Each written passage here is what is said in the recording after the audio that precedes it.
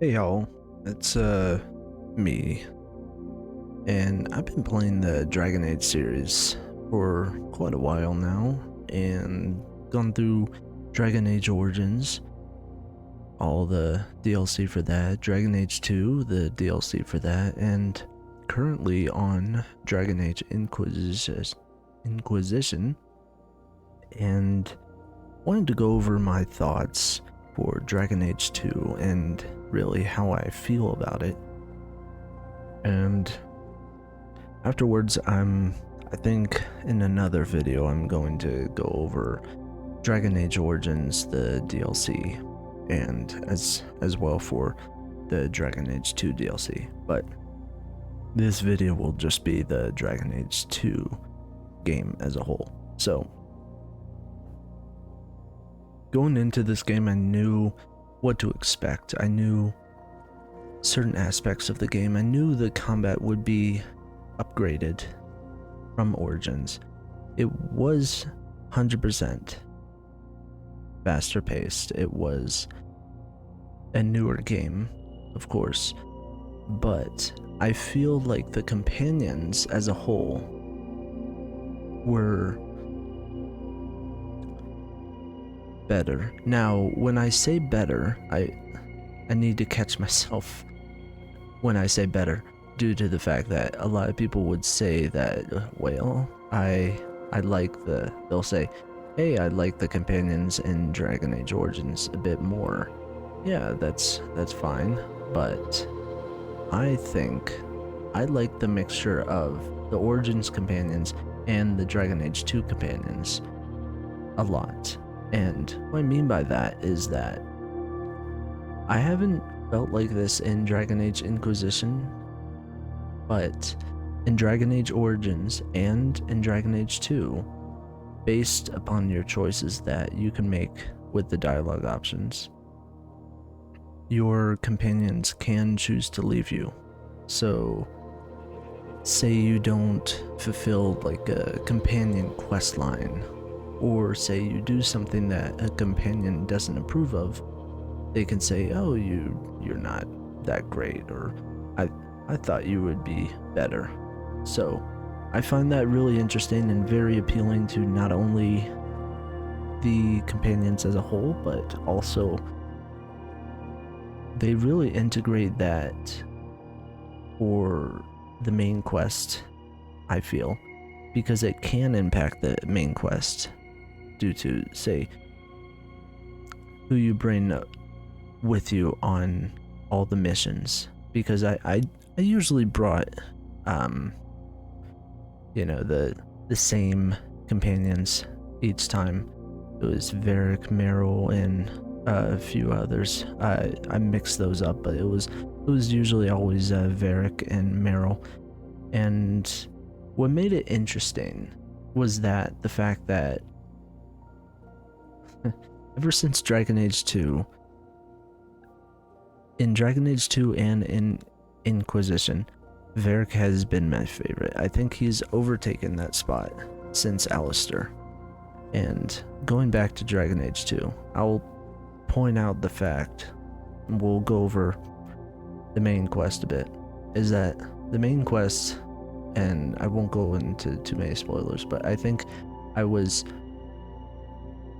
the part that amazed me was the fact that there were a lot of twists and turns, a lot that I wasn't expecting all too much. I knew I was going to get surprised, and then there was that moment of, that moment of shock, where you're put on the spot, and then you're surrounded by all the NPCs, and then they're giving you all this information, and then this next thing happens, and then you're told a bit of information, and then the next thing happens.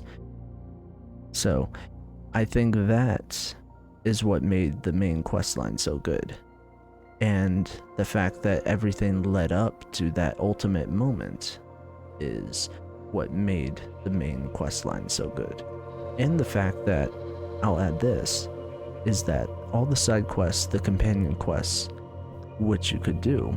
You didn't have to do, but if you did choose to do them, they in turn felt like a main quest line, which was really unique. You don't see that in a lot of games, but I did find that very interesting. You know, they were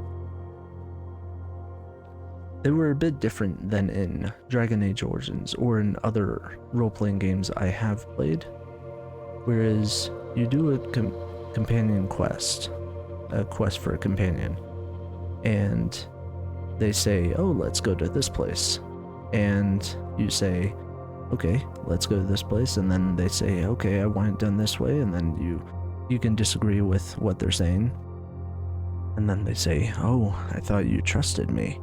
So I thought that was really interesting that you could actually disagree with them on the spot, and then you could talk to the supposed other NPC, which was very interesting. I didn't get that. I didn't understand. I didn't know that that would happen until that very moment. So that was another shocker for me. But I really love that aspect of the game. All in all, I think I would really rate this game. I still, now that I'm playing through Inquisition. Inquisition is very much open world. And Dragon Age Origins, I think, is still my favorite of the Dragon Age games. I think I would put Dragon Age 2 like an 8 out of 10, probably. Yeah, that's what I would do.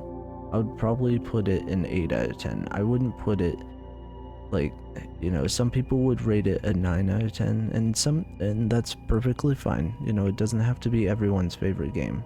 To me, it's one of my... It's a very good role-playing game. I just don't think that